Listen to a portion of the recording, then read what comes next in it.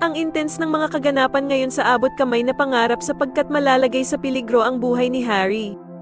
Dito nga matapos makita ni Harry ang isinulat sa papel ni Lynette, ay agad itong babalik sa bahay mag-isa upang iligtas siya.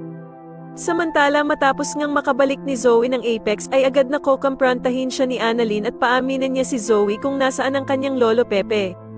Ngunit itatanggi lamang ito ni Zoe at wala nga daw siyang nalalaman tungkol sa pagkawala ni lolo Pepe kaya naman daw ay tigilan siya ni Annalyn sa kabibintang nito sa kanya.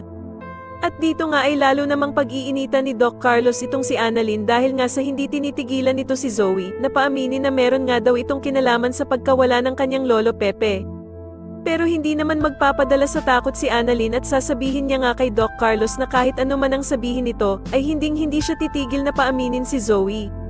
Samantala ay magtatagumpay naman ang plano ni Lynette na lagyan ng sticky note si Harry upang malaman nito na nasa kapahamakan ang kanyang buhay. At dito nga ay mapagtatanto ni Harry na nangangailangan ng tulong ang kanyang tita Lynette kaya naman ay agad siyang babalik upang saklolohan ito.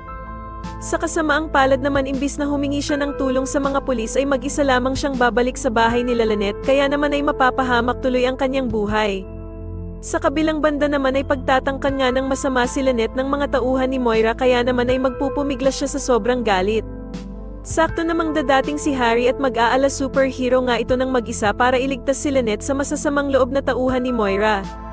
Sa tingin niyo makaligtas kaya si Lynette sa kamay ng mga tauhan ng bruhang si Moira at mabuking na kaya nila Doc Robert at Giselle na ang mag-inang Zoe at Moira ang may hawak sa ama nilang si Lolo Pepe? Mas lalo na nga talagang nagiging exciting ang mga susunod na kaganapan kaya naman ay mas lalo pa nating abangan ang mas lalong gumigandang abot kamay na pangarap. Maraming salamat po sa inyong panonood at sana po ay mas subscribe niyo ako. Maraming salamat po.